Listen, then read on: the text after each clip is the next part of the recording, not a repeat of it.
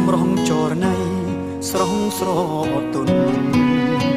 បងខ្វៀលក្របីសំណាងជួបថ្លៃស្រីមានមុនឲ្យបេះដូងអារម្មណ៍ធៀងធងជួបស្នេហ៍ដំបងញ័រសពកាយដូចភ្លៀងជន់លិចស្រែលិចភូមិមុំអើយសូរងំហ៊ីងយំឆ្លងឆ្លើយសន្ទួងដងហើយភ្លៀងប្រណីក្លិនកាស្រុកស្រែដូចមានមានសែនប្រពៃ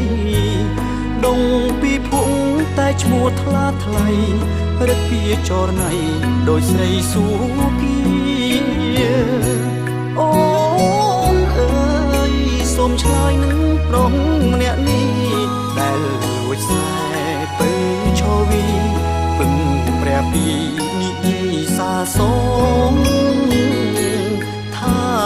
ចិត្តរៀមពិតស្នេហ៍ពេញបេះដូងប្រាប់ស្រីយល់ផងដឹងទេនួនអងបងលួចស្នេហ៍សាបេះដូងផ្ញើតាមក្តាមខ្យងឆ្លងគឺសូមបើទ្វីបេះដូងពើស្នេហ៍ប្រុងខ្លៅជ្រៅនឹងស្ងួនមែនបងស្មោះពេញគ្មានចិត្តនឹងក្បត់នឹងនួនក្រមែនពិតតែចិត្តខ្លួនត្រូវត្រង់ខួននួនស្នេហ៍មិនខំ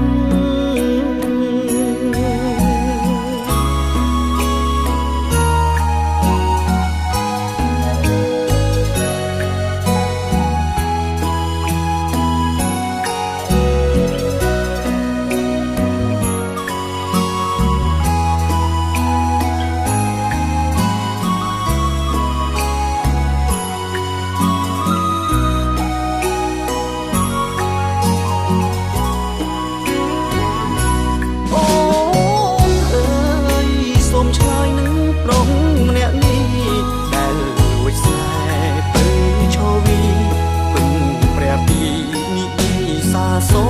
មថាចិត្តរៀមពិតស្នេហ៍ពេញបេះដូង